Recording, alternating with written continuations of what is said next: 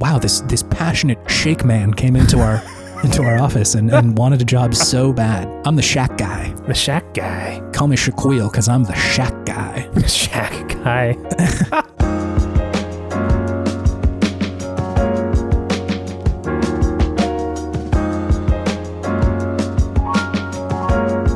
It officially feels like fall to me now.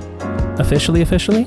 Yeah, I feel like at least in Seattle, I feel like I was kind of tiptoeing around it, and especially because we hadn't really fully sunk into the spooky season here at Video Game Podtimism, the Optimist video game variety show where two best friends talk about the wonderful world of gaming. My name is Chase. My name is David. That like we kind of did a little oopsie and didn't do the right timing for the spooky season stuff. Yeah, our bad.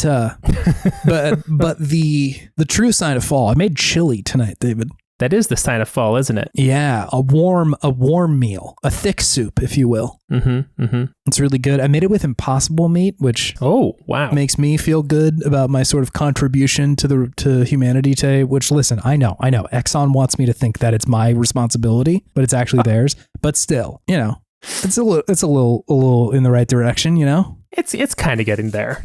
It's getting there a little bit. It's a lot that's not actually sustainable or good about it. But yeah, you're in the right. You got the feeling down. Sure. Yeah, there is less gore involved with my dinner tonight. Although I absolutely used just regular bone broth. So like, who knows? So what's the point? Yeah, Impossible bone broth. Surely that can't be that challenging to do, right? Like just liquid. I mean, but it's liquid bones or liquid with bone juice in it. We could figure out bones. If we could figure out meat, we could figure out bones. Very different structures. I am confident about bones. I know nothing about science.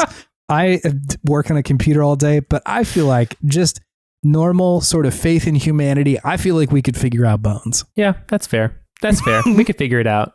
We got bone power. We got bone power. Everybody has bones. Everyone knows about bones. Everybody knows about bones. Meat's complicated. Meat's got a lot of stuff going on in there. There's like a texture to meat. Bone? You're telling me bone we can't figure out just one cylindrical little guy? I guess then you have to worry about bone flavor. But then it's also not just like the flavor. It does impart some chemicals into there, right? That give it a little bit more of a viscosity, Yeah. Well, I think we can just like kind of put some paprika on top of the bone and that'll take care of the flavor part. Rika bone. Have you been playing video games? Beautiful. I have been playing video games, Chase. I would love to hear about them, please. Okay. First one I've been playing is Guitar Hero, Chase. What? Really? Arcade Guitar Hero. Okay. Yeah. Talk to me. I was in LA this weekend for a wedding and the rehearsal dinner was at a brewery. And this is the second time now I've seen a place with a arcade Guitar Hero cabinet. Yes, yeah. And it's definitely not the typical Guitar Hero experience, but it's still pretty good. They definitely have tried to make these guitars more sturdy. Yeah. But inevitably the buttons don't quite work as well. I'm sure I have also played this sometimes and I feel like those guitars have so many miles on them the minute you show up. Yeah. Like the buttons are just sort of like mushy. A near liquid moosh that you're just sort of clawing at trying to hit the right buttons. I know. Yeah, it was pretty bad. I played the first song. It was some song by I think Thrice. I forget what it was. Ooh, now we're talking. I've never heard this song in my life. Little Artist in the Ambulance. I forgot that it was a countdown timer since it's an arcade game, so I couldn't just meander around and find the song I wanted, and it just automatically selected that one. I'm like, I can't hear. First of all, second of all, I don't remember how to play this game anymore. I just promptly failed. Sure. What happens in Guitar Hero Arcade when you fail? Do you just lose the dollar? Put another dollar, baby. Oh, gotta put another dollar. That's painful. You gotta get good. Capitalist Guitar Hero's coming for you. Ouch. So thankfully I had another dollar. Or really Mallory gave me another dollar. Hell yeah. And I this time smartly chose a song I know. Rocked out to Bulls on Parade and it was great. Sure. Great. A good Guitar Hero song, I will say. Oh yeah. Always great. One thing I will say about Arcade Guitar Hero is that they don't have my main character from Guitar Hero 1, which I'm sad about. It was the hippie guy. Guitar Hero character list is not something I thought I would be Googling today. Adam Levine. My favorite Guitar Hero character, Adam Levine. Do you think it's Clive Winston by any chance, David? Ooh. Oh, yeah. Is that our boy? That's the guy. Miss my guy Clive though. But Sure, it was a fun game. I have not played Guitar Hero in a long time. I'm definitely not as good as I used to be. I used to just shred on this game when I was a teenager, I should say. So now I'm like, I gotta get back in the game. Gotta bust out my old guitar and just start practicing again. Yeah. You Disturb must Bruce again with my pounding of plastic in the living room. I think this might kind of count if you got really good at Guitar Hero again as like maybe a third life crisis. That might be sort of the look that we're approaching at this point. That's fair. I'm just like, gotta relive my teenage years. Yeah, no shade to anybody who's still good at it. Like, that's not me saying that, but like, it's been so long of you and I being good at that game. Oh yeah. That it feels like there's a little bit of like trying to reclaim what once was and proving it that like, I can still shred. I still know how to hammer on. My knees didn't hurt quite so bad when I was good at this. I can do it. Yeah. I definitely cannot hammer on and pull off anymore, especially not on that wonky guitar. I was going to say, I feel like the equipment may be a little bit to blame there. It also felt like thicker. It feels like it's made of a sturdier plastic, which also makes sense. I mean, I'm sure they're having to like child-proof these guitars for somebody to just go in there and like slap their shoes against the frets or something. I feel like I've seen a lot of these in places that also sell alcohol, so I think they're just trying to drunken adult-proof them is really what they're going for. Yeah. Which is a very hard thing to proof something against. Yeah, maybe equally as challenging as like child-proofing is just drunk nostalgia millennial trying to proof this guitar. I didn't do it. Expert only. Just immediately fails. Yes, that was your fucking game's me. Broken, Scandia. The guitar wasn't up to par. I digress. It's still great. Fun game. Totally. Really enjoyed it. Then I also played over this weekend. I played some more Legend of Zelda, Skyward Sword, Tears of the Kingdom. Yeah. Jumped back into that because I was once again traveling, and then I have a friend who had his Switch to his place, and I just swapped mine in. And I beat Master Koga. I went and beat him up. Oh, wow. Hadn't done that mission yet. And now I'm going back and hanging out with my good friend Penn, doing all the newspaper assignment missions at the various stables. And I have not been to a lot of these stables, so it's kind of hard to find them. This might explain some of why it was so hard for you to find the fairies that will upgrade your armor if you had not been to a lot of the stables. Yeah. Why it was hard for me to find the fairies, and why it was also hard for me to find where Dorf was, because Koga tells you like, oh, he's in the bottom, he's underneath Hyrule Castle in the very deep depths. I'm like, okay, that would have been thanks, Koga. Helpful information, but I got there eventually. I did it my own way. Yeah, sure. I had a friend who was telling me that she accidentally went straight to Ganondorf, like, oh my god, after maybe doing 1 or 2 sages. Oh my god. Because I think she was trying to get into Hyrule Castle. I think she'd done a good number of them and then just went straight down. She's like, maybe there's some way I can get up by going down. Not a bad line of logic. Yeah. But then just end up fighting Ganondorf. Is anybody down here? Yeah, just like, and then credits rolled, and I was like, huh? That was pretty funny. So yeah, but it's also fun that the game lets you do that too. Yes. No, I was wondering about that, if they would still let you do it, because the game feels a lot more scripted, at least in like what you're supposed to do in this game. I feel like the first one made a really big deal out of the fact that like, you can just go now and fight Ganondorf if you want to. And I wasn't sure if this one was the same way, but that's cool to hear that like, you can go kill him if you want to. I think my other friend was telling me that if you don't beat any of the sages, it's just like a boss rush. Yeah, sure. That makes sense. You just do all the different bosses. And then you also have to beat the Spirit Temple boss without having the Guardian to fight them with. Oh my God, that's so challenging. Yeah. So it seems like a much more difficult way of playing the game. So for big expert gamers only, we'll go and do that. But spoiler alert, Tears of the Kingdom is still good. Still very fun. It's just so good to go back and explore and always finding new little side quests and things to do. It's just great. Yeah, I hear you. And agree. And finally, I've still been playing Baldur's Gate 3. Let's go. Absolutely. Where are you in it now? Honestly, not that much further than where I was before. Sure. Since we've been taking somewhat of a break from it this past week, just because we've been blasting through it so hard. So still beating on Kethric's door, essentially right now. Found the night song. Crazy things happened. Oh my God. That whole scene was so amazing and cool. That was pretty great, especially because like in our game, Shadowheart's kind of like a mainstay in our party. Yeah. So it was pretty fun to see her have that moment in that part of the game. I don't want to say too much more. Yeah.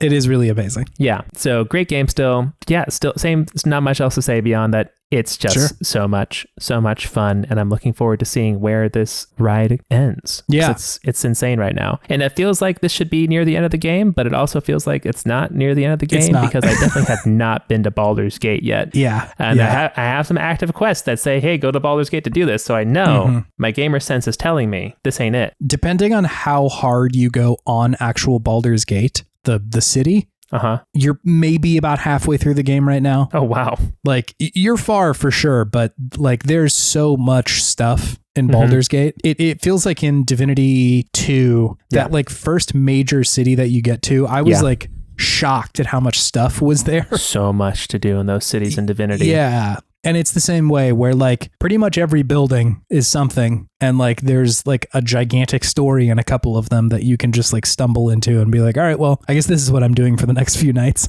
Or whatever. It's shocking. Although I think you could, if you wanted to, just kind of like beeline for the main quest. But where's the fun in that, you know? Yeah. No, we are definitely side quest people when it comes to these games, because we're just trying to explore and have a good time, right? Sure. Yeah. We're taking in a meandering, lazy roll through this game because we just want to see and experience everything that we can. Yeah. I feel like it is a game that, despite its size, like really beckons for another playthrough. Oh yeah. There's so many things that I'm seeing of like, God, I would love to see a completely different party makeup, see like how they would do this or how that would go, or if I was playing a different character, how this would go. I'm very interested in playing a Dark Urge character. That is fascinating, and I've heard nothing but cool stuff about it. Sure. I was listening to Steven on Into the Aether talk about how it's very easy to pigeonhole that character into just like the murderous rampager, because you've constantly got this like urge to kill, right? Yeah. Which presents a bunch of different options to you at any given moment, but that there is a very interesting character in playing the Dark Urge, but not succumbing to that, trying to resist it for the most part. Like a character who has dark tendencies, but is attempting to do better, you know? Yeah. A little Riku. You feel me? Little Riku. A little Riku. Riku. I feel like that one is my probably my second playthrough once I'm done with this one. I've still been playing Baldur's Gate as well, but there's a lot to do. I want to play some sort of weird multi-class. That's the thing I want to do in the second playthrough. There definitely seems like there's a lot of depth to plumb for like min-maxing. Like I absolutely am not in this one. I'm kind of just vibing with like whatever works, but like it would be pretty fun, I think, to look up like what is an extremely broken build in this game and just do that. Just feel like a god for no good reason. Sure. I kind of just want to do something silly, like a bard assassin. I think would be fun. Yeah, play loot, but like very stealthily. Yeah, playing loot stealthily. If I get caught, I can just talk my way out of anything. Sure. Yeah, that sounds fun. I like that. What you gotta do? What you gotta do? Yeah, that's about it. Chase, what have you been playing? I've been playing some games. So I knew this day would come where I listened to too much of Into the Aether and my games just sort of eventually cross over with whatever they have played recently. Sure. And so I'm going to save talking about Earthbound for another episode in the future, because I have been playing that. Okay. But I also feel like I'm not far enough into it yet to really like speak on it. But like, what a bizarre game, and I'm having a great time with it. It's a good game. It's very fun. I've never beaten it, so I kind of want to do that before I like fully bring it here. But what a joy. It's just like supremely unique and fun. Weird little guy. We absolutely so many weird little guys in that game. I remember renting this game when I was much younger. This is your preview for whenever I actually do talk about it. But I remember renting it because like had a cool cover, you know, big golden guy with like arms on his hips. Love that. Yeah. And I swear to you, I just could not make heads or tails of this fucking video game when I was younger, because it was in the Super Nintendo era. And I was just like, no shot am I going to be able to figure out what the fuck this game is asking me to do. Yeah. There's so much reading. There's so much thinking, digesting, going back to places and like returning to things. Absolutely not. I was only playing Mega Man X at the time. So like head empty. No way. Head empty. But I'm really glad that I have found an appreciation for it when I'm a little bit older. It's such a joy. Oh yeah, love to hear it. The one that I will talk about that is extremely Into the Aether. So if anybody listens to both of our podcasts, sorry, you're going to hear a very familiar game here. I have been playing Final Fantasy XIV: A Realm Reborn, David. Oh, okay, awesome.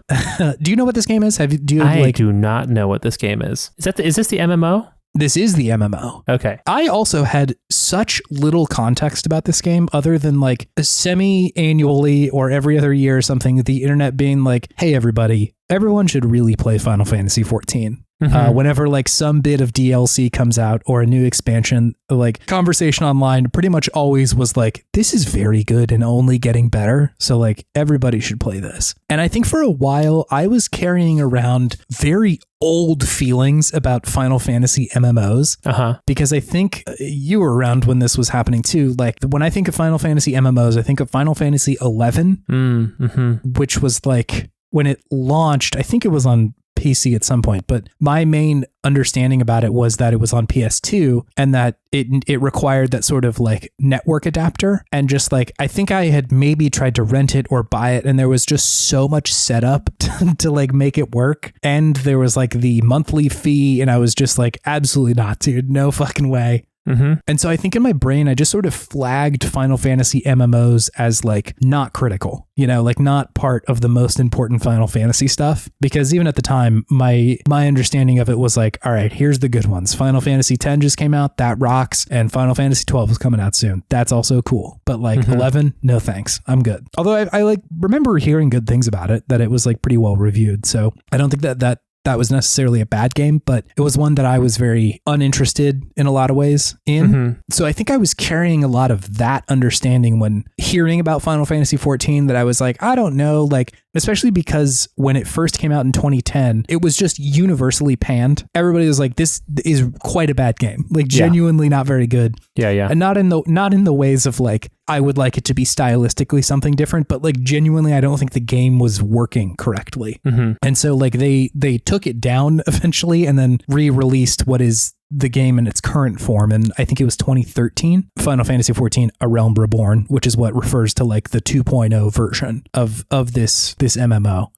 And so I think it was also like, that was the understanding that I was carrying around. And then, you know, looking into it a little bit deeper, was like, hey, it looks like they actually did put a lot of effort into this. And this is the game that people were saying, like, this is much better, is very fun. And, you know, a lot of the expansions that have come out since, again, the things that I hear about it are just like glowing, right? Of some of the best stuff in Final Fantasy. Cool. And like, I wouldn't call myself the biggest Final Fantasy head in the room. Okay. But I feel like I played most of them from like the PlayStation onward. I feel like you are a big Final Fantasy enjoyer. Yes, yeah. It's a pretty casual enjoyer. I'm not like, I couldn't spit out the lore of most of those games on a moment's notice, but like I played through 7. I really liked 7. I liked 8. I'm not crazy about it, but like it's good. I enjoy it. 9 I fuck with a lot. I think 9 is very good. Obviously I was alive and emo when Final Fantasy 10 came out, so you know I'm about that. 12 is great. Genuinely, I find appreciation for that game still. 13 I haven't played since it came out, but I want to be wrong about 13. I feel like there might be amazing stuff in there, and I was like not in the right headspace for it. It felt incredibly linear at the time. And then played 15, 16, those are much more recent, and enjoyed both of them for the most part. But beyond that, I wouldn't say I'm like crazy about it. So it's not like just simply the Final Fantasy IP was enough to really like draw me into this. But I heard it was good, so I checked it out. And, you know, they talked about it Into the Aether. So I was like, all right, fine, I'll bite. And so I'm playing this game. And hey, it's a good MMO. I'm having a great time with it. Awesome. I will say that most of my touch points and understanding of MMOs comes pretty directly from World of Warcraft. I played a fair bit of that in high school, and like for a little while was just kind of checking in on it whenever there was a major expansion. I would usually take whatever character I had, level them to the max level, and be like, all right, that's good. I'm good with that. But most of the other times I was, you know, I'm not somebody who's like grinding high level raids or anything like that. I was, you know, never part of the guilds that were like, all right, dude, what's your Saturday schedule like? Because we need 6 hours from you every Saturday or something. Yeah. That really wasn't my understanding of WoW, but still, that's my main exposure to MMOs, which are massively multiplayer online games, if I haven't said that already. I played Guild Wars a little bit for a little while. What other big MMOs were there? EverQuest? I was just too young for EverQuest. I feel like that was kind of before my time. The Star Wars game was pretty big for a while. Oh yeah, was it Galaxies? I think so. There was two. There was Galaxies and also the Old Republic.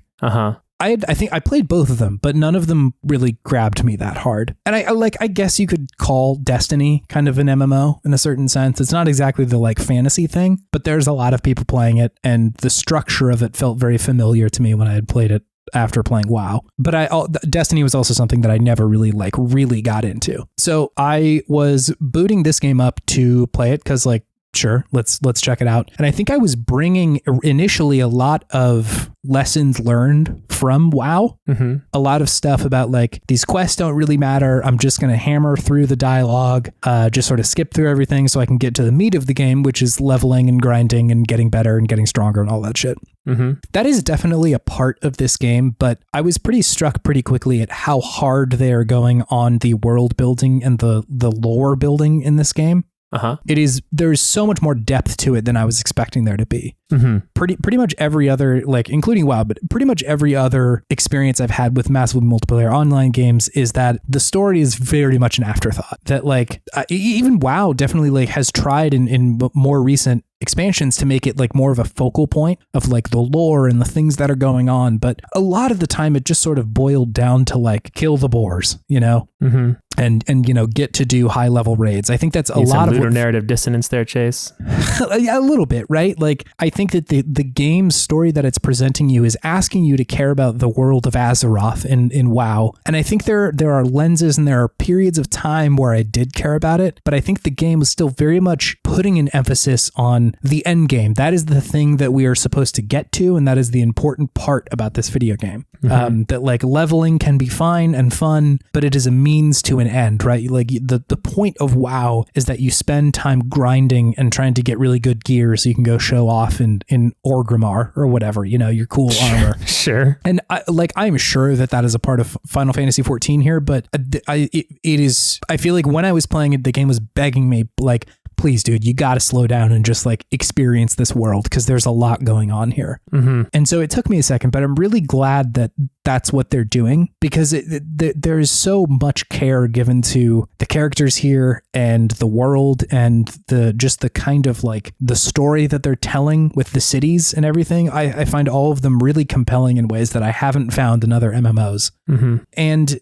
yeah, it like I was saying, I think just like if I could put this at maybe like a higher level, I think that when I'm playing World of Warcraft, it feels like the game is constantly just trying to tug me into paying for one more month of WoW. Sure. Yeah. I mean, it is. It is. Yeah.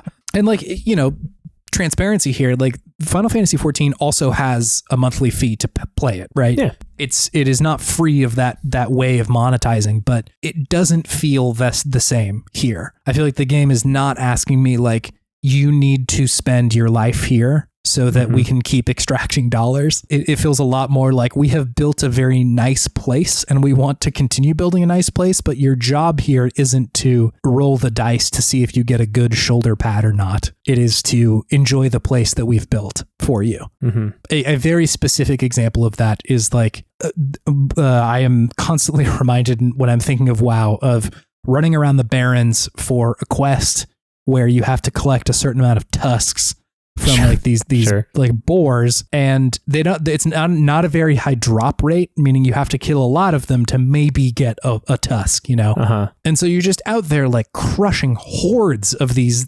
boars, hordes of boars, poor boars. They respawn very quickly, but you know, you probably have to kill like 30 of them to get 6 tusks or something. It's like not a great conversion number. Whereas in all the quests, like one of them popped up in Final Fantasy 14 where it was like, all right, you got to go collect these 5 feathers from these enemies. And I was like, all right, great. I'm prepared to spend some time playing this quest and it's going to take a while. But they drop one every time you kill one. And it's like, all right, here you go. Here's your reward. And so what I'm being told through each of those different approaches is in WoW, spend more time. We want you to spend some time here. Mm-hmm. And whether or not that is in service of making you just more familiar with the place or not, or if it's actually like we want to extract more time from you. Mm-hmm. That is what I feel when I'm playing it. Whereas in Final Fantasy 14, it feels much more just like a regular quest. Like a person needs something and I'm going to retrieve that for them rather than being able to see the man behind the curtain asking me for more $14 payments a month. Sure. And like I said, I don't think it is that egregious all the time in WoW, but it's just the thing that stands out the most while I'm playing Final Fantasy XIV is that I feel very far away from the transactional part of this video game, and I feel a lot closer to who are these people in Ul'dah, the city that I'm in. Why do they want the things that they want? Why is this place the way that it is? That sort of stuff, right? Yeah. I think WoW has really incredible visual world building where like the places have a lot of character, but I don't really know a lot about the people in them. They're just kind of like they are definitely NPCs, you know, like here's the guy that sells me this thing, and here's the place where I can go sell my gear to other people so I can get more gold to get better gear. Sure. Whereas like whenever I run by my guild master in Final Fantasy XIV, I know about her. I know who she is. I know the backstory. I know the people that she hangs out with and stuff. And so there's just a lot more of a story being told there. And again, from what I understand, that really only gets better as the game goes on, like as you get to the other expansions. Because I'm mostly in the part of the game that came out in 2013 still. Gotcha. And so it's been out for that long? Yeah. Wow. Like it's still like the base game is still pretty lengthy, right? And I haven't been playing it, you know, a ton, but I think it's like, you know, level 1 through 50 is like, that's still the base part of the game. And then, you know, the levels after that go to the new expansions. So yeah, it is, I'm really excited to see kind of where this goes, because I'm already so endeared to the places that they have built and the people that they have showed me that if it truly does get a lot better, I feel like it has the potential to be like just amazing for me. So I'm having a great time, just enjoying it a lot. I've also very much been looking for like kind of a podcast game or like a head empty game. Sure. And like this one is not quite as head empty as WoW, because I do have to like pause a podcast every now and then to be like, what is happening right now? But you know, there's still quests where you're running from one end of a place to another and riding on a chocobo, you beat some guys up and then you go return the quest.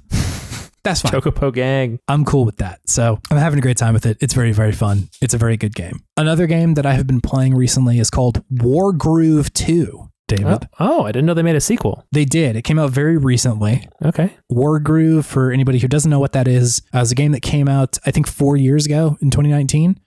And it is if you can imagine a combination of Advanced Wars and Fire Emblem put together, that is pretty much what Wargroove is doing. Yeah. You typically have like one important character commander that is on the field, similar to Fire Emblem, but most of the other units that you have are similar to Advanced Wars, where like you have like 3 arrow guys or 2 infantrymen that are just like carbon copies of one another. And in a lot of the levels similar to Advanced Wars, you can take over little like areas in the map, which will then allow you to build more units by getting more money, essentially. Yeah. Which I like. I like all of those things. I like Advanced Wars and I like Fire Emblem. So, you know, I was primed and ready to like this game. 2 big chase games. Yes. Yeah. I think when I was playing it, I enjoyed it a lot. There were moments in the first one where it felt like the defeat that I suffered kind of came out of nowhere.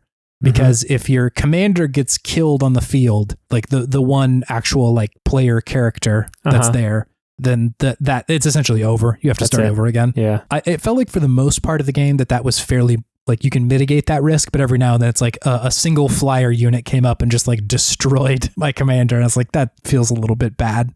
But I still was like with it enough. Like I was excited about what they're doing that like when they announced the second one, I'm like, yeah, no, I'm in, definitely. And as far as like what this game is doing, it definitely feels like an incremental approach to a sequel rather than like, hey, here's our brand new, totally different video game. If you liked the first one, you will probably like this one. It's very, very similar as far as like the base mechanics go. I'm also cool with that. Like I didn't need this game to be like totally different. And like in the similar ways that a lot of the Fire Emblems on Game Boy Advanced were very similar to one another. Like mechanically, they are not worlds different than one another. There are little changes here and there, but nothing that you're like, oh my God, you can't play this one versus that one. They're very different video games. And even Advanced Wars, like I feel like there are bigger differences between those entries, but the base part of it's still kind of similar, where you are building units, attacking bases, fighting guys, and trying to like position yourself well on the battlefield so it goes well for you. And so, I didn't need them to be like a big, huge swing. So I was happy to be on board with that. This one immediately does hit you with a little bit more of rodentia, which I'm into. Shouts out all my red wall heads. Explain. It's about rats and stuff. Okay. Little warrior rats and mice. Cool. Were you a big red wall kid? A little bit after the fact. I feel like I missed the boat a little bit, but then I found them a little after like everybody was crazy about it. I was like, hey, I like this. Sure. A little mouse carrying a sword. Yeah, dude, I'm in. It's great. So the like main race of people that you play in the beginning is, they're mice looking folk. Despite being, I think, the same size as other people, they're just like big mice. But the thing that is standing out the most to me while I'm playing through this now is that I may be misremembering the first one, but I feel like I'm very much a lot more endeared to the characters in this one than I was in the first one. Specifically the people who are in the sort of like Rodentia clan.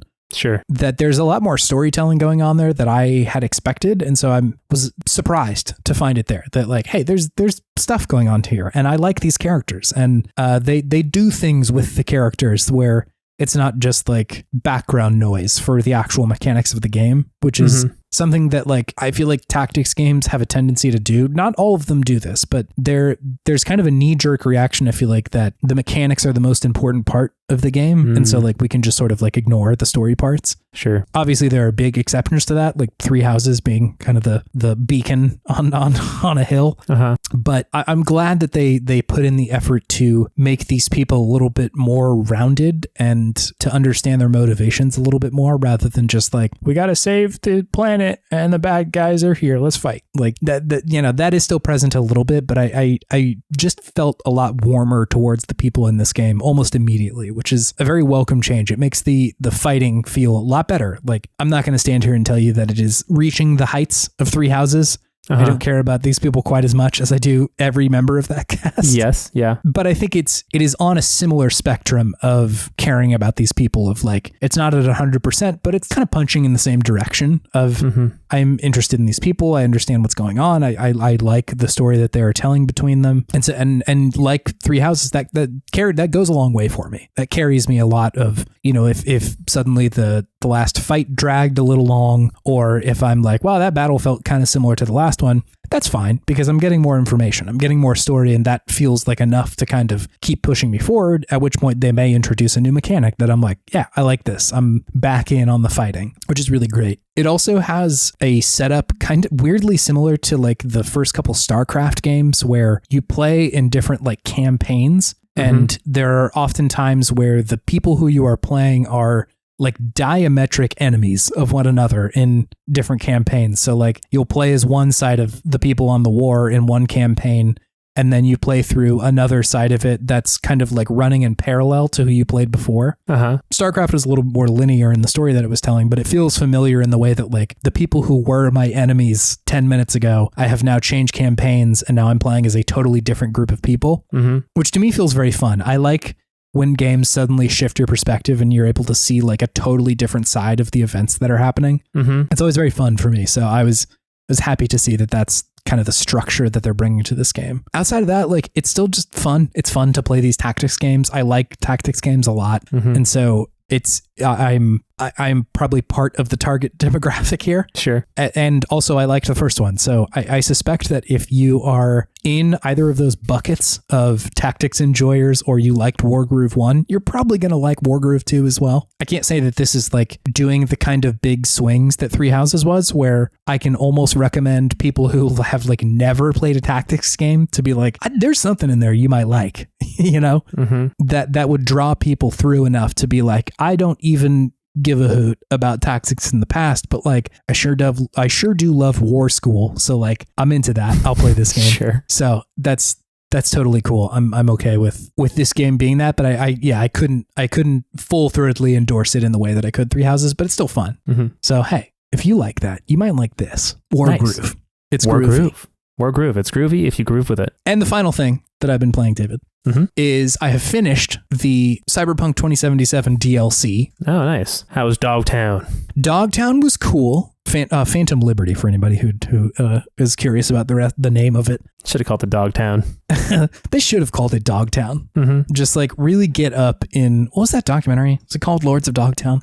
The skateboarding one? Lords of Dogtown, yeah. Yeah. Really get up in Stacy Peralta's shit and be like, we're going to sue you guys. Sorry, skaters.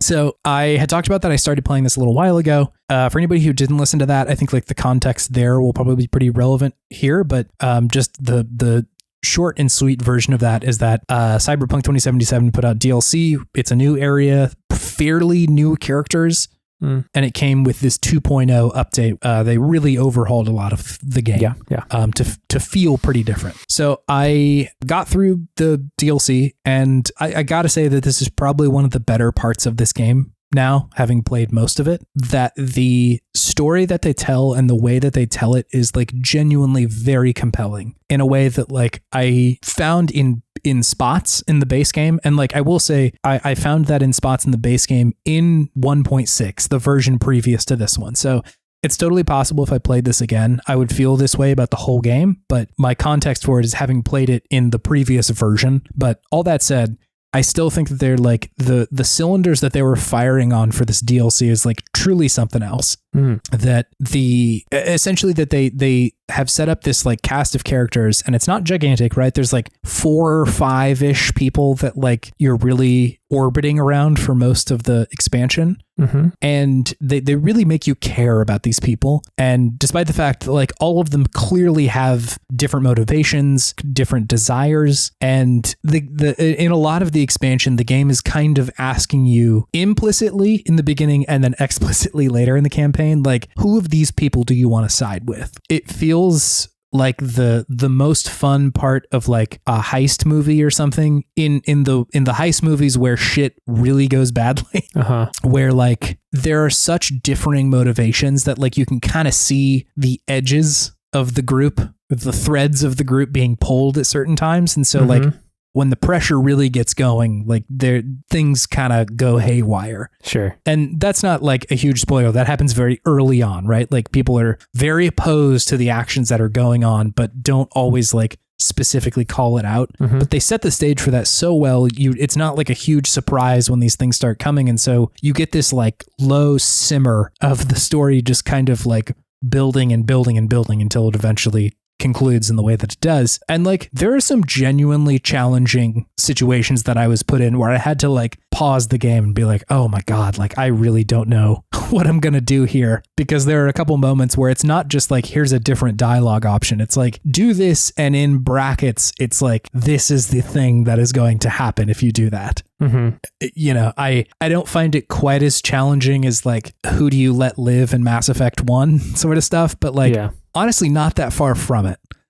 And the consequences of that, the choices that you make are really genuinely quite big. Essentially I was looking up like the different branching paths, and it seems like there are 2 major inflection points towards kind of the end of this expansion. I'm not going to say what they are, but essentially if you choose one, then that will lead you down a certain path. And if you choose the other, that'll lead you down a certain path. And each of those endings are really, really different and really challenging. Again, like I really struggled with like, it's not clear what the outcome is going to be. And that's a good thing. Like, not that the game didn't set up the stakes, but like, I feel like I am being maybe misled by the people in the game in a way that feels genuine, rather than like, I don't know what's going to happen because the game developers haven't laid out the stakes clearly enough. It's more like, I don't know what Reed's motivation is completely. I don't know what So-Mi's motivation is completely, or anything like that. Or, you know, the president of the new United States, or anything, which it's just really compelling. I think that they have made a great cast of characters there. And I was like genuinely on the edge of my seat for a lot of the end of it. And I think that's just a sign of like good writing, good world building, good stakes management. Yeah, I just thought it was really effective. The ending I got, afterwards, I was like, damn, that was very good. In the moment, I was like, shit, God, did I fuck up? Like, did I not do this right? But I sort of suspect, I don't know this for sure, but I sort of suspect that none of the endings are like the good ending or whatever. Sure. morally gray endings. Yeah, it is more of an ending that asks you to commit to the decision that you made, and then you can feel however you want about it, right? That there's not a way to like out Paragon your way out of this where everybody gets what they want and everybody's like good at the end of it. Sure. And like I'm really happy about that. I think that sometimes games really like short sell themselves by not committing to player choice, and not in the way where like I think there should be 1 million branching paths in Mass Effect or something like that. But like, let me sit with my decisions. Like and Baldur's Gate does a great job of this too. Like sometimes you will make a choice and just be like, oh my God, is that character dead now? Like, is that right? Is that a thing that I have to live with? And like this game is not nearly as expansive as the choices that Baldur's Gate offer you, but I think that what it does do really well is just setting up these people, their motivations, why things are happening, and then asking you to like kind of grapple with all of the mess in the middle there. So it's really great. Like I said, I weirdly feel a lot of Mission Impossible in this, in just like each mission feels like this impossible task that is trying to be pulled off. There's a lot of like, all right, here's the plan. Here's what we're going to do. We're going to go in like this. Here's your job whenever we get in there and out of there. And then here's where we're going to walk out and all that sort of stuff. Inevitably during every one of those missions, nothing goes to plan and you have to improvise, but like that's incredibly fun. It's really fun when it feels dynamic without being totally on the rails. Sure. But it's just great. A lot of those missions are really fun. And weirdly enough, towards the end of it, there's even an area that feels like a level out of Alien Isolation or Metroid Dread. Whoa. In a lot of ways. Oh my gosh, there's Emmys in this? Oh my God, I thought I vanquished them. But it was really, really good. And I was not expecting that part of it either. Overall, I think this is like a great part of this video game. I like partially wish that there was a way to play just this part, because I think it's the strongest part of the video game in a lot of ways. And I think if you played this somehow as like not a prequel, because that like story-wise wouldn't make any sort of sense, but like if there was a way to just play this, I bet a lot of people would be like, all right, I gotta go get into the rest of Night City because that was amazing. And like I said, I think that there are parts of this game that reach those kind of highs. I think there are bits and like levels that feel like, yeah, that's similarly as good, but I just think the quality of it was so high throughout. And because it's a expansion, a DLC, it's not that long, so they don't have to maintain that level of quality for 60 hours. It's probably closer to 5 or 6, Sure, short and sweet. Yeah, which I really, really love. It makes everything feel incredibly high quality when you're going through those parts of the game. At the end of it, the feeling that I was left with mostly is I probably should play the rest of this game again, because it's super fun. I'm having a great time. And like because of the changes that they made in 2.0, I was like, this feels tangibly different than it did the first time, and in ways that I'm very excited to go back and build a totally different person. There's a skill that you can get if you're holding a katana that if you hit L1, you can just block bullets while people are firing at you. That's cool as fuck. That's just cool. Always good. Yeah, that's really great. So I want to build one of those characters because I'm very much still a shooty guy. But I thought it was really, really good. It's great. I'm surprised that Cyberpunk was able to do this a little bit. I know that like that's kind of the narrative right now is like, we're so back with Cyberpunk, but I think that they have made pretty significant changes to this game that feel big enough to the point where the tide has sort of turned on the opinion of this game. Yeah. And I don't think that that's just the internet all turning at once because like that's the narrative now. I think that it is genuinely a better game at this point.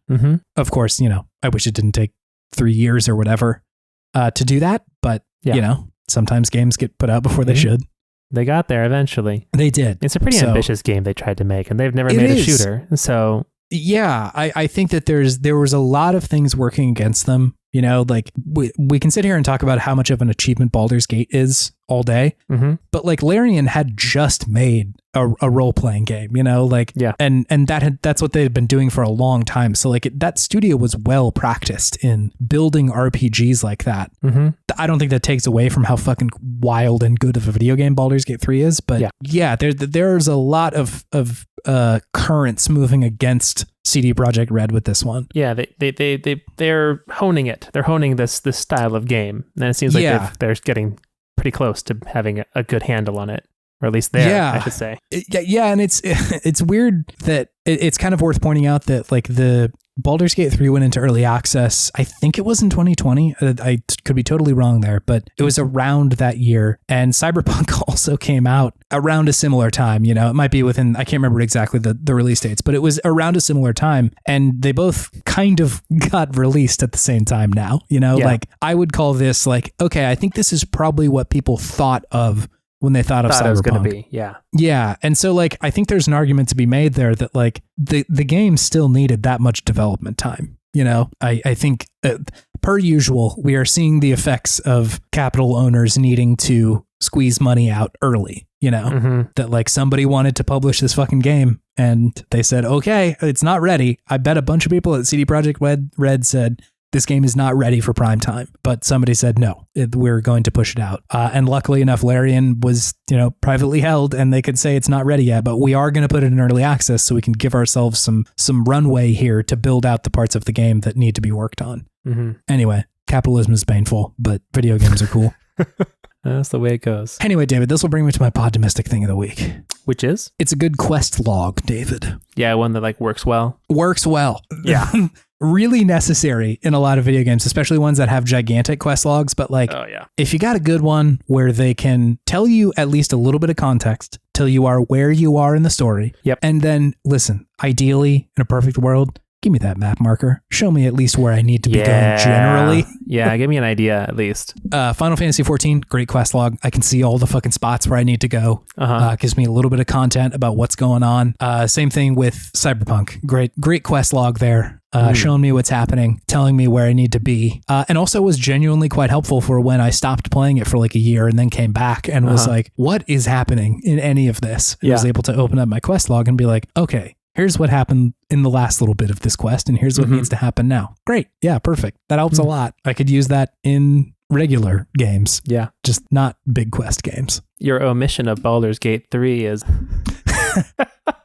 deafening right there, Chase. That wasn't intentional, but now that I'm thinking about the quest log in Baldur's Gate 3, I cannot conjure it for the life of me. It's passable. Fine. It's probably honestly one of the weaker parts of the game. It is just fine. It works well sometimes, and sometimes it's also unclear. It's like, I thought I finished this quest and it's still like lingering there. It's very confusing. But no, I think you are, I was about to say, I think you're spot on by not mentioning Baldur's Gate 3 there. Yeah, sure. Great game. But one thing that it's not so hot at. Yeah, I feel like I remember when I was playing through like the earlier part of the game, like looking at map markers and being like, is that where I'm supposed to be? Like I was standing on the map marker just now and there was nothing there. Like, what do you mean, like an area? Do I need to be in this area or what is the distinction here? Yeah, the DM just doesn't have very good marking skills. They just kind of forget oftentimes and just like, it's over here somewhere. Just go and find it. The theater of the mind is a challenging place. Exactly. Do you have anything fueling your sense of optimism this week, David? I do. What is it? It is arcade releases of console games, home games. It's such a mixed bag, such a bizarre group of video games sometimes. It is. I like it actually both ways. I like arcade releases of console games and console releases of arcade games. Yes, yeah. Also a mixed bag. I definitely had the light gun. Yes, yeah. For Time Crisis and the DDR dance pad. Smashed the ever-living heck out of that thing as a kid. Wow.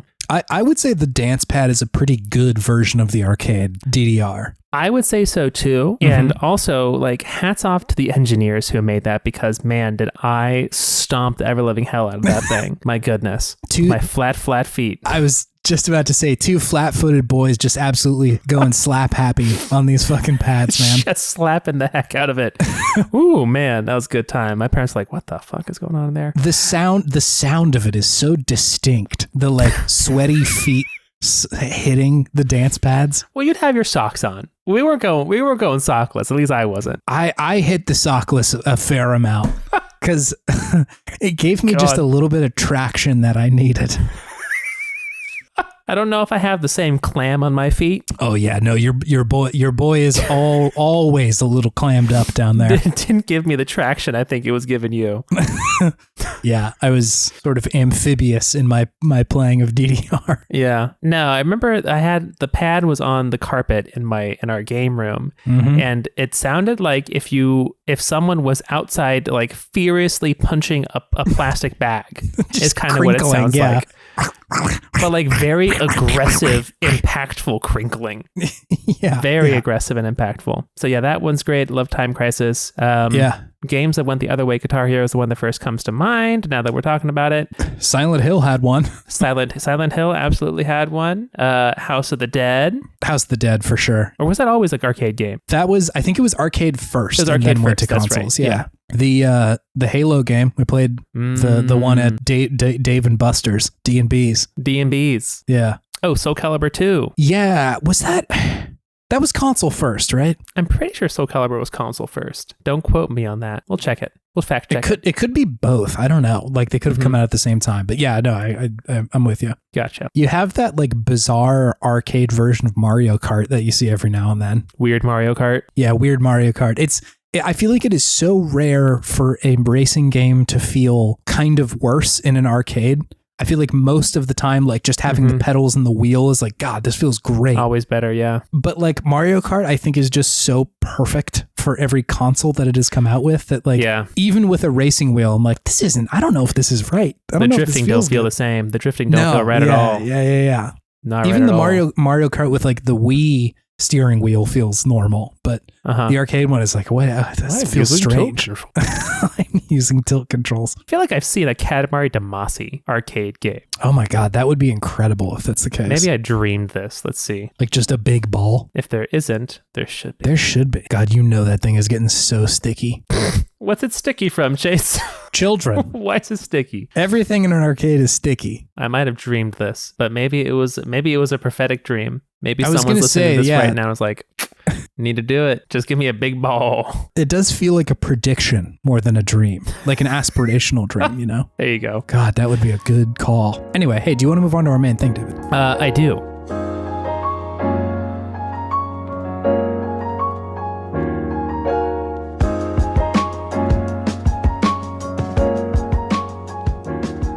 Hey, it's Good Games. It's a segment where we talk about the okayest games of yesteryear and, all the things that we love about them. Still in spooky month. Still on that spooky creep. Still on that spooky wagon. We are tiptoeing in our Jordans all the way to October 31st. Do you remember that Riff Raff song, Tiptoeing in My Jordans? Tiptoeing in my Jordans. I really like it. It's so spooky. It's so scary. You love that song. Yeah. It's very dumb. I like how dumb it is.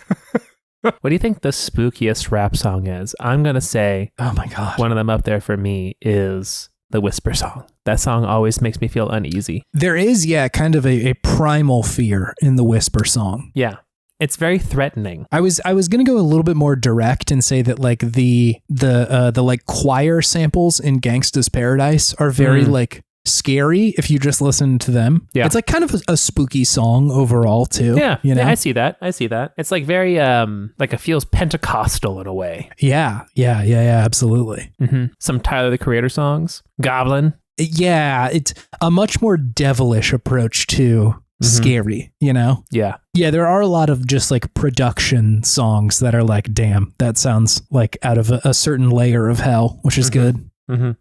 I still think Tyler the Creator should do the soundtrack for a scary movie. God, that would be so much fun. Doing the soundtrack for almost anything, I feel like, from Tyler would be really cool. Agreed. He's a talented artist. I mean, yeah, he drops nothing but fucking good music. That's not true. Cherry Bomb wasn't all that fun. Yeah, his earlier stuff is interesting, very different than what he does now. But then Cherry Bomb was like the stopgap of him like evolving. It was like this weird amorphous blob. He's like, should I start doing like jazz and like vocals and stuff in my songs too? The answer was yes. The answer was yes, and good job. I mean, you could point to almost anything from Death Grips, if that counts. Very spooky music. And like, genuinely probably a little unsettling. Spooky as in like that I don't know if it would be like a slasher movie, but it would be like some sort of psychological thriller. Yeah. Where you're like questioning reality is Death Grips. Yeah. That's how I view them, at least. Anyway, so we're talking about Silent Hill 3 today. Yeah. We've covered each of the previous Silent Hill games in previous spooky months. We did one, I think either the first year or the second year, I honestly don't remember. But if it's 2 years ago, it'd be 2021, right? If we did number one. Yeah, 21, and then last year would be 22, and then Yeah, and then this year. Number 3. Did we do Spooky Month our first year? Was that a thing we did? I feel like it was. I think so. We were clawing at any way to structure our content. So it's true. Like, what do we do with my podcast now? But I think over the course of doing those episodes, specifically about Silent Hill, I have like garnered quite an appreciation for this series. Mm-hmm. One was just like, it felt like there was so much depth there for a PlayStation 1 game, and like genuinely was scary. I was very spooked of a lot of the stuff that was going on there. Yeah. And then obviously like 2, I think, is a lot more lauded for its place in like video game history. Mm-hmm. And so I was really happy to cover that one a little bit more in earnest. I think we just did like a full episode on that. But I thought that game was like astounding in a lot of ways. So I was excited to come back to 3 because I had never played it. Had you played this one before? I had not. I'd probably seen the most about this game just because it was more around during my conscious era of video game consumption as a child. Yeah. Like PS2 era was like I really started getting into games. Yeah. But I was not a big fan of scary games as a kid, and definitely not a fan of tank controls or fixed camera angles. So I definitely skipped this one as a youngin'. Yeah, I had to, and I honestly don't really remember why. Mm-hmm. I think it had come out kind of close to 2. Like the release schedule of these are kind of stacked. I know that they were being developed at like similar times, so they released them not that far from one another. But I had never picked this one up. But hey, can I hit you with a few hot stats about this game, David? Please. Hot stats. Okay, so Silent Hill 3 came out August 3rd of 2003 in North America for, as you mentioned, the PlayStation 2. It was made by, surprise, Team Silent, the team that makes the Silent Hill games. Uh-huh. And you will be shocked to hear that they make the Silent Hill games. Those are the other ones that they worked on. That's it. They're true to their name. This collection of people just made Silent Hill games up through 4. So the next one in the series, I think, would be their last game. I do have a review of Silent Hill 3 from Joe Video, our friends over in France who reviewed this game at the time. I took their review, I ran it through Google Translate a number of times and spat it back out in English to get an artist's interpretation of their review. And I will say this one mostly stays on the rails until the very end. Great. All right, so, I'm ready. Yeah, here we go. They said, the third part of this series is complete. However, machines cannot be used throughout production.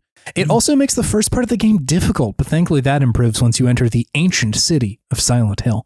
It's definitely a new standard for video games. Close the curtains, turn off your phone, and play at night. Wow, wow, wow, good, brrr. And they gave that 8 out of 10. What was the last word there? Burr, like cold, burr, or just like cold. Wow, wow, wow, good, good, burr. I don't know if they were trying to make that one like entertaining for all the like toddlers who were listening to their review. Yeah, it was surprisingly coherent. The Google Translate just saved all of its madness for the end there. Yeah, I'm trying to contain it. I can hold it this time. No, I can't. Yeah. Oh boy. Man, interesting. Yeah. Fun That's one. Great. I like Silent Hill make the brain go burr. Make the brain go burr. Can you tell me what this game is, David? Yeah, Silent Hill 3 is the third installment of the Silent Hill series. It is a third-person survival horror game, but you take on the role of Heather, who is kind of Harry Mason's daughter from the first one. From the first one, yeah. So definitely more of a direct sequel-ish to direct sequel to the first game in the series. Yeah, 2 was definitely a departure. Like it didn't really have anything to do other than like, Silent Hill again. You're here. But this one is very much like the same characters, or not the same, but like a lot of similar characters are in this one. And the character who you were playing was like directly related to the plot of the first one, which I guess is worth mentioning. If you don't want to hear a little bit of spoileries for Silent Hill 1, maybe skip ahead 45 seconds or so. Yeah. But like the long and short of what you need to know for this one is that Harry Mason was driving with his daughter, and the first one is like biological daughter, and got in a car crash because he saw somebody on the road, swerved. When he opened the door and like got out of it, she was nowhere to be found. He ended up in Silent Hill, unraveled this whole plot about these cultists trying to resurrect a god. Yep. And it was very spooky. They were using this like baby to try and like be a vessel for God, but he had stopped their plot, and so eventually was like, well, I don't know where my real daughter is anymore. I think they killed him. I'm sure he was more positive about that. I myself think that that's what happened. Yeah, but I can't remember specifically. But point being, the end result of the game was that he had essentially adopted this girl who is the character in Silent Hill 3. Yeah, Heather is what he calls her, although that is not her true name. But yeah, that's who you're playing as. She is like, I think 17 or 18 in this one, like still a teenager, but you know, in that kind of like awkward middle phase. Older there. Teen.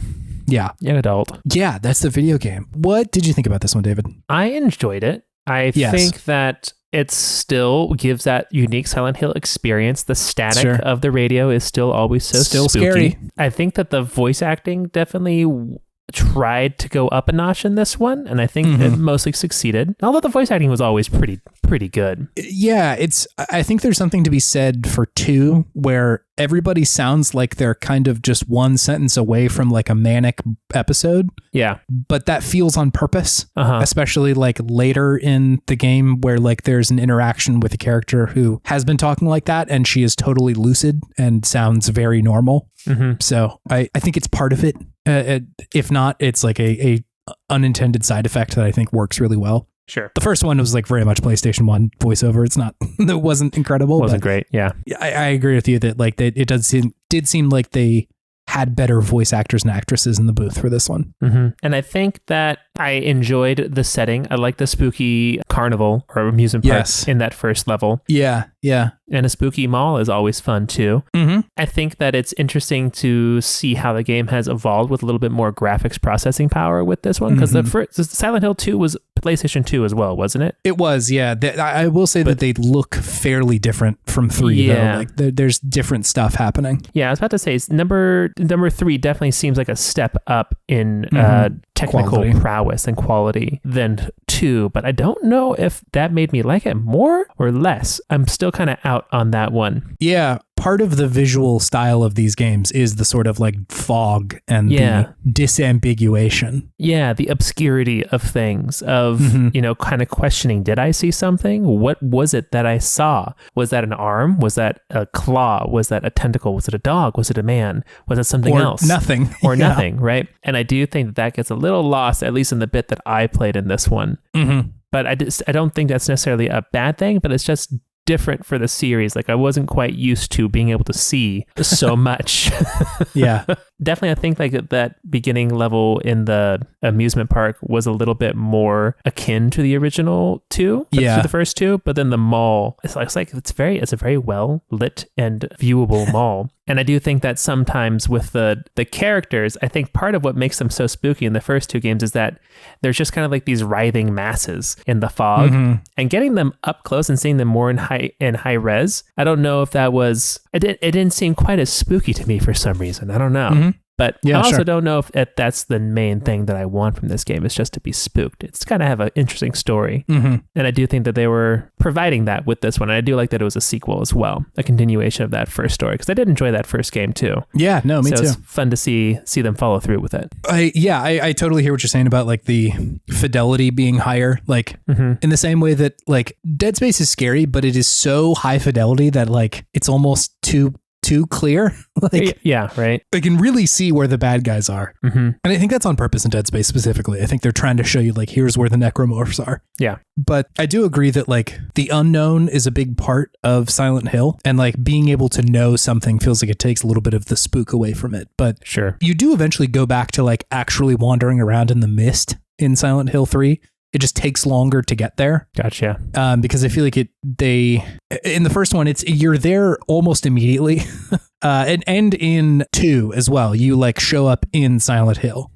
So I think it just takes a second. It takes a little bit longer. Gotcha. Okay. So keep going. Yeah, I think so, but I totally hear what you're saying. I think that the mall level was pretty open. Yeah. And there were moments of it that were scary in a different way than it had been before. I think that there are like these vacuous areas, but it just felt like a different approach to it, where there are these like big vacuous spaces that are uninhabited in a way that is quite scary, but in a little bit different of a way. Mm-hmm. I am crazy about this game. I think it fucking rocks. Oh, crazy about it. I think it's really, really good. I initially thought it wasn't very good, which was kind of a surprise to me. Like when I was playing through the first little bit of it and the first like tastes of this game, I was like, I don't know if this is really hitting the same highs as 1. And like, I thought 2 was just incredible. So I was like, this feels kind of more towards the middle of the pack for me. Yeah. But playing more of it, seeing more of the cutscenes, kind of seeing where the story goes, I actually think it's really, really, really good.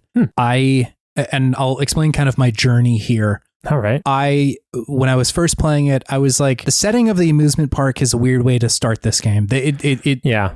A lot of this game mirrors the experience of the very first one, where you start in like the hell world, the other world, as they call it in this game. Mm-hmm. Which, just for context, we mentioned this last year, but we'll say it again. If you look at the movie Jacob's Ladder, it looks so much like what the depiction of the other world is in Silent Hill, where it is this like cold and rusty depiction of hell, where like everything is just kind of like brownish gray metal, and they're just like horrifying creatures stalking around in these areas.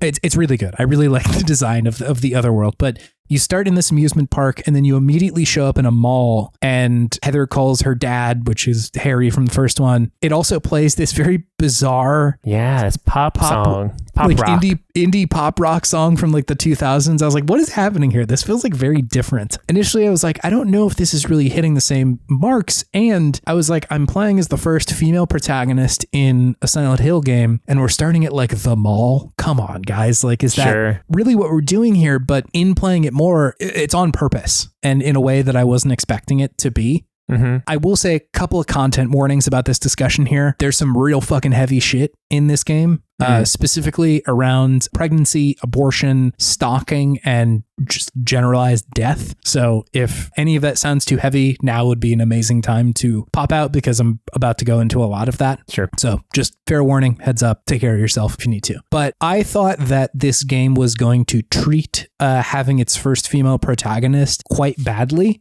but I think it actually fucking hits it so hard in a way that I was not expecting them to. Like, it feels like stereotype a lot of the approach that they make with Heather initially. Sure. But I think it is so good, like what they end up doing.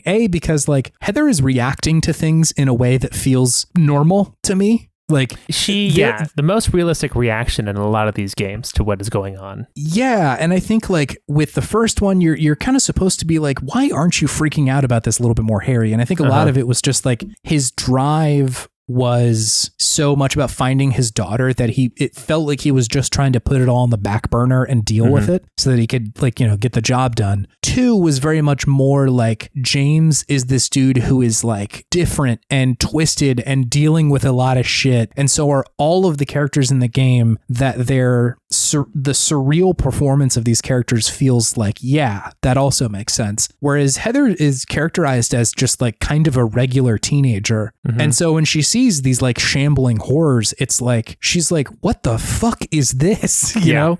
Yeah. Is genuinely scared, is trying to defend herself and get out of the situation. And so like, just right off the bat, she feels a lot more grounded than the other characters do. But then the kinds of horror that they are asking the player to move through feel very specific and pointed. One of the major plot beats in this game is that eventually Heather has to deal with the fact that like she is still the carrier for this like god that is trying to be resurrected. And like unbeknownst to herself, she had nothing to do with this really, right? Like she doesn't remember a lot of the stuff that went down in Silent Hill 1 because she was literally a baby.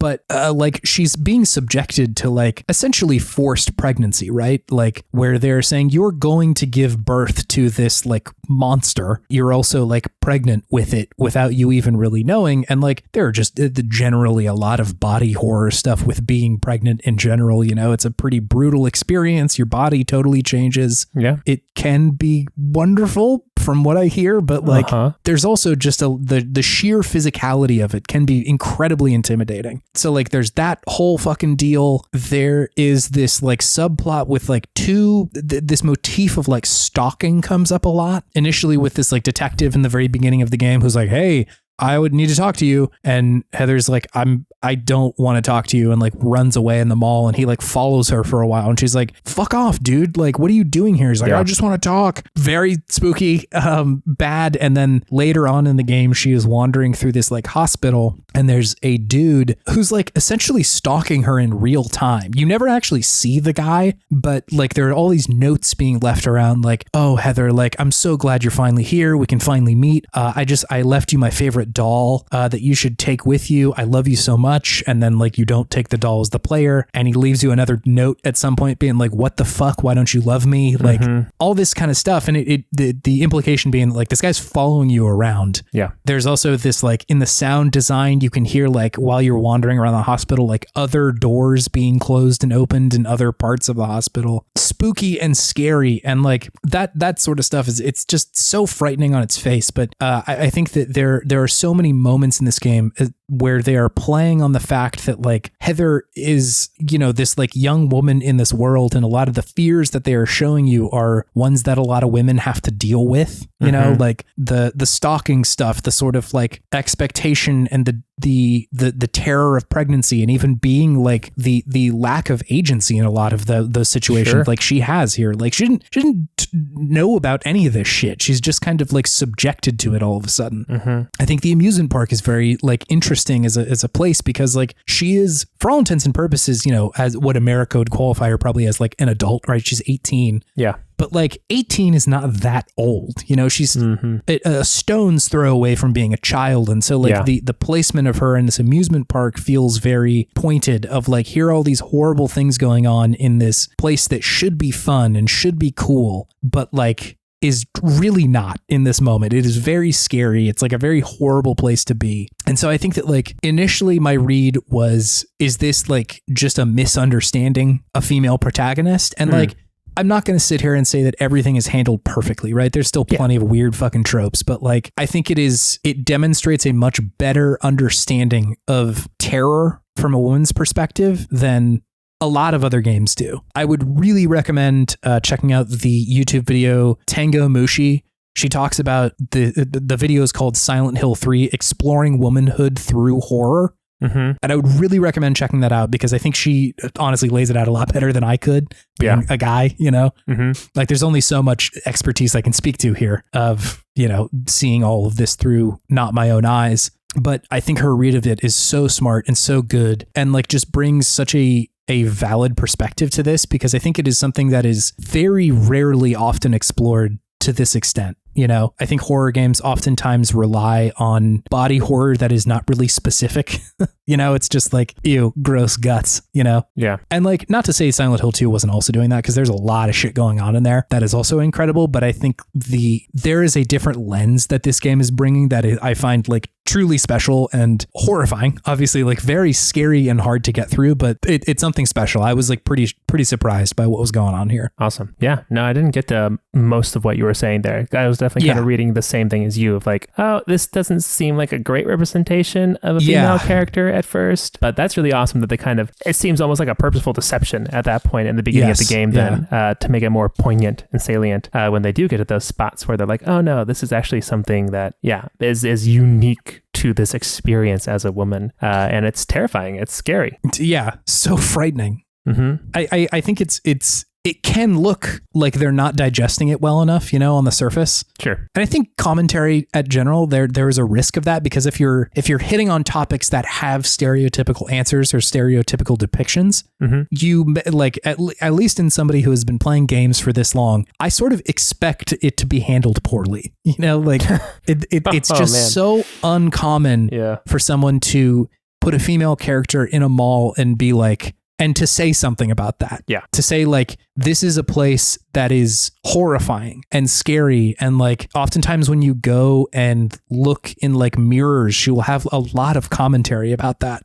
In one of the earlier parts, she like shows up to a mirror and she says a lot of stuff, but essentially a lot of it boils down to like, I have a hard time looking in the mirror. I always feel like there's another version of me on the other side and it makes me sick, like another person that's through there. Whoa. That eventually comes to fruition in this like very scary scene later in the game. Oh no.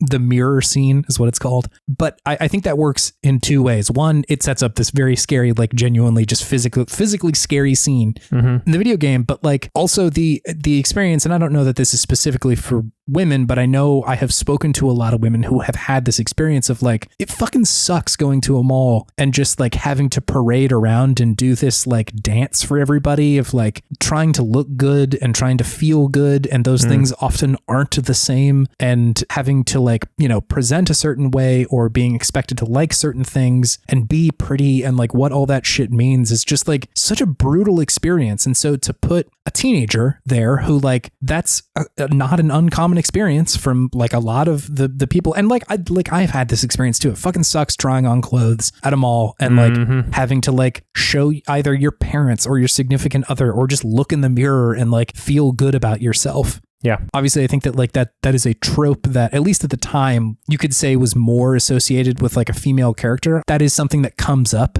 as an expected experience, I feel like a lot of the time, or at least it did in, 2002, 2003. I don't know that people go to malls anymore. Yeah. Not like they used to, that's for sure. Yeah. But like that, there's something being said there that this is a place of terror for a lot of people. And so I think like, if you just read it on the surface of like, well, we have a woman character, we need to put her in a mall because, that's what teenage girls do. Yeah. But like there is stuff being said there that's kind of caught me off guard. And I was really happy to see that like, oh, thank God, we're saying something here. Yeah, there's some thought put into it. It was super impressive. I was like, from all the reviews I read, a lot of them were like, yeah, it's kind of more of the same. Like, and I agree to that to a certain extent. Like there's a lot of familiar beats from one there. And I do think that's on purpose, showing the different kind of experiences between like father and daughter. Harry Mason also, spoilers, dies in this game pretty early on. Like after you get out of the mall, Heather shows back up to her house and like Harry's been killed by one of the cult leaders, Claudia. And, her reason for even going to Silent Hill in the first place was just to get revenge for her dad. And like, I think that there's also a lot of stuff happening there too. Like when she beats the end boss, like God reincarnated essentially, that the first thing that happens is she cries about her dad. She just like sort of breaks down. There's not like I'm sad about my dad. She just says dad and then like cries a lot about that. That hits so fucking hard. Like in this game, and I could sit here and probably try and digest like what each of the plot beats means for that, but I still think that there's a lot being said about this like relationship between these two people, the father and daughter and that sort of stuff, in a way that isn't trite. It isn't simplifying any of it, and feels really like earned in a way that, I don't know that even like The Last of Us 2 hits on, right? Because that is a similar kind of plot device, right? Sure. Yeah. Yeah. What extents would you go to get revenge for someone killing someone you care about, right? Sure. And is it worth it? Do you feel better afterwards? Although I guess there's maybe a little bit more pressing matters in this one of there is an evil being that is coming to also destroy the world, as opposed to people of varying degrees of morality trying to just survive. Honestly, I think that kind of works for me. Like the oversimplification of like, I like it's kind of hard and challenging just emotionally to get bogged down in like, playing as a whole other character and feeling each side and all that sort of shit. It's kind of nice to just be like, it's a bad cult and they're trying to resurrect a bad god. Simpler. And to still not have revenge feel satisfying, I think is good. It feels good to be, or not good, but like, I think that is an appropriate conclusion for a video game to be like, this doesn't take away the hurt. Doesn't solve things. Yeah. It's just good. I like, and we haven't even mentioned like, some of the monster designs are horrifying and scary, and I think a lot of them in smart ways. Like I could mention about a half a dozen or a dozen cutscenes towards the end of the game that are just like so laced with like, I'm trying to think of what's the opposite of phallic. Oh no, it's yonic. Yonic symbol. Yanni should rear in his head again. Someone on the Reddit said, today I learned that yonic is the opposite of phallic. When something is yonic, its form is inspired by vagina or vulva. The first comment is Yonic the Hedgehog. I was going to say Weird Al Yankovic. Hell yeah. That's also good. Thank you. Mm-hmm. But like so many of the enemy designs represent like womanhood, and I'm going to use a new word, it's very yonic. Where like, the way that the god is birthed and shit like that. The like tear in the ground later on in the game. Oh. The fact that like the main enemies in the mall, one of them, they look kind of humanoid, but like their proportions are all very weird. They're kind of like bloated in weird parts of themselves. Mm-hmm. I think that stuff all feels on purpose when you look at it as a whole. None of this feels like, oh, that may have been, a single mistake. It's like, no, the enemy design does actually feel very intentional. And so I think you can read a lot of it as being on purpose. And so when you look at it, it's like, okay, so what does that feel like? What does the enemy design here represent? And so to have someone whose proportions are a little weird and the parts of them are bigger or smaller than they quote unquote should be, then there's terror in that, especially for someone who is also like, a teenage girl wandering through this place. Gotcha. It just, God, man. Like a body dysmorphia monster. Yeah, exactly. Like being in contrast to what society thinks you should look like, right, can be such a painful experience. So I think a lot of these quote unquote, well, they are actually quite scary monsters. Yeah, they're spooky. Contain some of those same characteristics that people fear being is a strong way to design a lot of these characters. I think it works really well. These fucking games, man. I'm so surprised each time we play one of these that there's more good shit in them. It is a pretty impressive run that they've done. Yeah, because each one definitely does have its own unique twist on things. And I'm curious to see what number 4 has. Is it the Silent Hill 4 The Room? Is that what it is? It is, yeah. Interesting. We'll see what happens. I don't want to go back to Silent Hill. Don't make me go. You love it. You love going back to Silent Hill, Chase. No, I was being what's the name of the dude from The Room? Tommy Wiseau? Tommy Wiseau, yeah. Wiseau? I don't want to go back. Oh, hi, Harry. Hi, Harry. Hi, big scary monster. Yeah, no, these games are really shocking and surprising in their own ways. I was fully expecting just kind of a straight down the middle Silent Hill game, but like, God, this one really delivered for me in a way that I was not expecting at all. Yeah, if you're coming for like a good story and thematic experience, you will enjoy your time in pretty much all the Silent Hills. If you have trouble with tank controls and fixed cameras, it's going to be a tough sell. It's to tough. Be quite honest. Honestly, I would just slap the difficulty down to easy if any of that stuff is challenging, because like they do make it a fair bit easier. They do. You can take a lot of hits. You can take a lot of hits. You get a lot more ammo and healing items. I also just like wasn't fighting people a lot of the time. I was just running by them. You can definitely you scoot on by people. Just channel your inner running back and just get past them. Yeah, it's a playable series if you care to do it.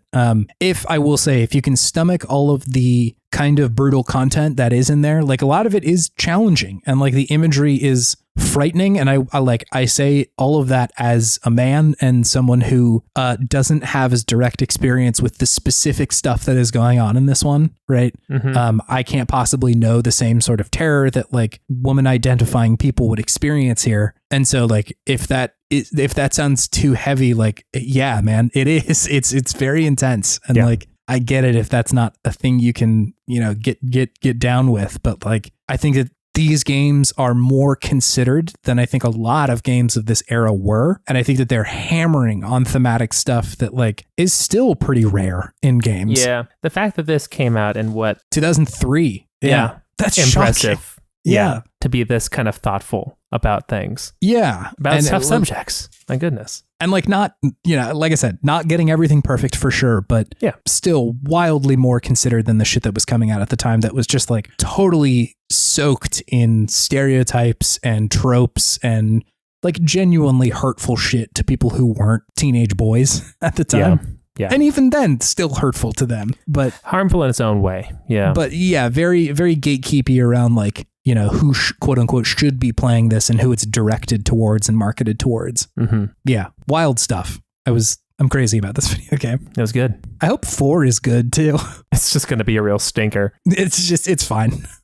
It's like not that wild. God, God, I watched a TikTok last night of someone just like walking through all of PT, which is like, for anybody who doesn't know what that is, it means playable trailer, but it was intended to be a Silent Hill game that Hideo Kojima and Guillermo del Toro were going to make. That never ended up happening. Wow. But I know, just like, fuck, man. How did we not get that? And genuinely, like, tease me more. It's some of the more scary shit I have seen in a video game. So like, yeah, God, when a Silent Hill game hits, it really fucking hits. Were you there when we played through that at my place in Sac? Probably. I think there were was. Like 4 or 5 of us playing this spooky demo together, and we were all just beside ourselves. It is so scary. like video games are scary in a very different and powerful way. And like I used to, or like I would say that it is more uncommon for me to get scared now from a video game. Mm-hmm. Like when I was younger, like Fear, the video game scared me a lot. When we played that last time, I was like, this is not a scary video game. Yeah. This is a cheesy video game. Yeah. But like PT is crazy. It is still just genuinely horrifying and scary and terrifying. Like they really crushed it on that one. So is there any way to play it besides getting a PlayStation 3 that has it downloaded on there? I have no idea. I don't think so, honestly. Like I wish my PlayStation 3 had it on there, and then I'd sell that bad boy for like $1,000. It's such a bummer. Like game preservation is just like so bad in that way. Who was the publisher? Who's going to be the publisher? Konami? I think it was Konami. I actually don't know. It was. Yep. It was supposed to be Konami. Come on, guys. Please. Probably got thrown in the trash at some point. Yeah. Not to go on another whole tangent about Hideo, but like, I feel like the way he builds his games, like you can turn horror on in that situation so well. Pretty easily. Like you flip a dial and it is just genuinely horrifying. Mm-hmm. He's known to do it. God, video games, man, they're so good. Anyway, just want to reiterate one more time to go check out Tango Mushi's video, Silent Hill 3, Exploring Womanhood Through Horror. I think she puts a lot of shit better than I can. Mm-hmm. So give it a look. I'll put it in the show notes too if you want to check it out. It's really good. It's also like 30 minutes, so not a gigantic endeavor, but like enough to really dig in on what's going on in this video game. I think it's incredible. Hell yeah. Anyway, gaming.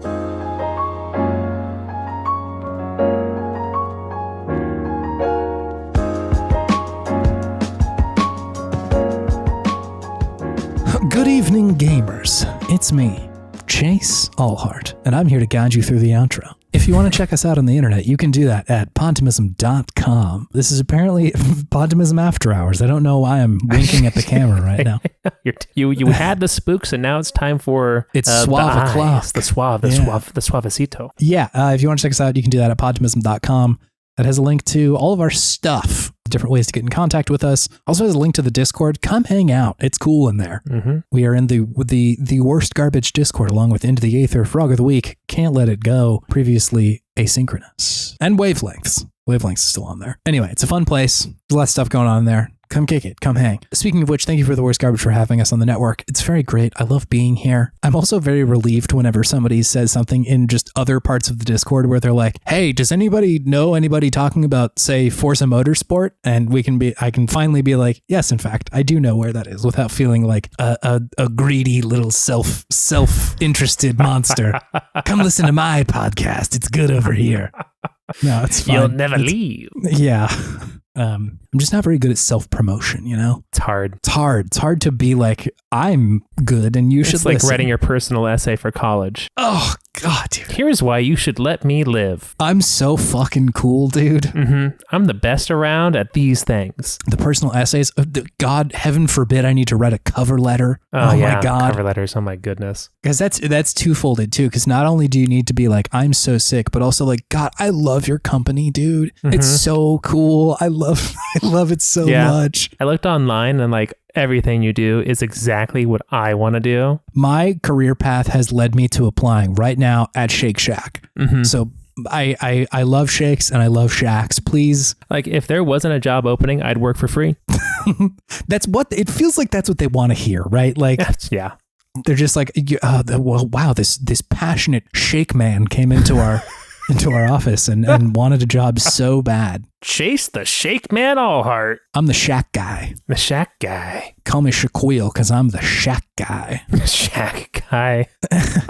I mean, now Shaq really should get a partnership with Shake Shack, right? He does love to shimmy. I don't know if he shakes that much, but he definitely shimmies a lot. I mean, you could just make the Shaq burger, like that's just right there. Mm-hmm. I don't even remember what part of the outro I was doing. We thank the worst garbage. Thank you, Scott Wilkinson, for your work on our podcast art. She does great work. You can find her stuff at ko-fi.com/humblegoat. Her commissions were open last time I checked, so go get in there. Get yourself a cool icon. They're great. Scout's great. Scout's great. If you want to help out this show, there's a couple things you could do or that would help us out greatly. One of them is to leave a review on a podcatcher of your choice. Either, the easy ones are Spotify and Apple Podcasts, but I think there's more out there. So if you're feeling inspired to really dig in on the depths, the corners of the podcast world, then feel free to do that too. Mm-hmm. But probably more effective is to show it to a friend if they like video game podcasts or just video games or podcasts. You could say, hey, these guys are fun. And if you love Silent Hill 3, have I got a good episode for you? So yeah, also, hey, thank you, listener, for listening to this podcast. It's a great honor you do us to come hang out here with your ears and your brain if you're thinking and engaging with it. Mm-hmm. It's great. Love making the show. I always feel good about the spooky season. Very fun. Kind of kick off the season. I feel like this is the start of the end of the year fun stuff. Oh, sure. For holiday video season. Games, which we started our podcast at the GOTY season of 2019. So just at the beginning of 2020 there. So this time feels a little bit blessed by the podcast gods for me personally. Absolutely. So thank you for joining us here. We appreciate you greatly. Yeah. David, do you have any gaming wisdom for me? Ooh, yeah. If you're gonna make chili, make sure to put fire roasted corn in it because it tastes really good. Fire roasted corn. What did we do? We made chili today. It was tomatillo chicken with quinoa, little quinoa base. Quinoa in the chili. Mm-hmm. Now this I like. It's the California chili. Probably all the Texans are just dying right now. Yeah, I like the West Coast chili really makes a mockery of the strictly bean and meat based chili of the South. There's some meat slop in there, but it ain't what you think. No, it's probably not what you think should be in there. It ain't what you think. But I think the wisdom this week, besides make some chili on the cold weather, that just because your daughter is missing doesn't mean you can't still have a daughter. Yeah, it's true. And if you can avoid it, Silent Hill's a pretty bad place to figure all that out. Don't go to Silent Hill, first of all. That's, I think, just goes without saying. Yeah, it truly sucks there. Mm-hmm. Mm-hmm. But have a bonded traumatic experience with a child, and then raise them as your own. It's it's so bad there. Mm-hmm. The town just really sucks. If you're in a situation where you need to deal with your emotions, that is probably the last place. It's anti-therapy. Silent Hill. It's anti-therapy. What do you think it smells like there? Oh, I mean, there's so much fog that I feel like it's going to smell a little foggy, which just foggy, precipitation damp in the air, a little damp. Yeah. But there's a lot of dead stuff there. So that's gotta stink the place up pretty fiercely, right? Smell like some butt. Some bad butt. Everybody knows dead stuff smells just bad butt. Trauma. I feel like it really smells like trauma. Yeah. Generalized anxiety. Yeah, for sure. Generalized anxiety, depression. Mm-hmm. I wish it smelled like sertraline, like Zoloft or something. Just pull yourself out of that hole a little bit, work on yourself for a little while, Just take a bump of Zoloft while you're in there. Yeah, man. Speaking from experience, it does help. There you go. So it's, you can at least get out of Silent Hill to go see an actual therapist and be like, hey, so here's what's up. And they can maybe, put you on the path to recovery. Always good to be on recovery. But just going to Silent Hill with a plank and being like, I'm going to fucking figure it out. It's a real boomer dad approach to trying to handle your emotions. Is that Harry? Harry might be a boomer. Probably. He was a dad in the 90s. She was 18 in 2003. So yeah, that would definitely make her an elder millennial. Yeah. And then Harry would definitely be a boomer. He was 49 in Silent Hill 3, which I think does take place in the early 2000s. So yeah. Damn, Harry Mason a boomer. That's kind of a blow. I don't know if I like that Kind of ruins him a little bit for you. A little bit, yeah. Like if he managed to make it out and was fine, he would probably be like, dude, 4G is going to give me cancer. And I'm like, God damn it, Harry. Like 4G caused the Silent Hill. Yeah. Oh my God. That would absolutely be the thing. It'd be petitioning to take down 4G towers. So what happened. Silent Hill doesn't come to his town. Christ on a handstick, dude. That is too much. They turn you into wiggly monsters. Yeah, wisdom of the week, don't go to fucking Silent Hill. It's truly bad there. Oh, it is 4G because that's why there's all the static on the radio, bro. Oh, I'm starting to believe this one. Starting to believe it. Don't believe this conspiracy. It's not a thing. 4G gives you Silent Hill. Just do whatever you can to not go to Silent Hill. Yeah, it's a bad place. All right. See you next week, Harry Mason. All right. See ya. Bye.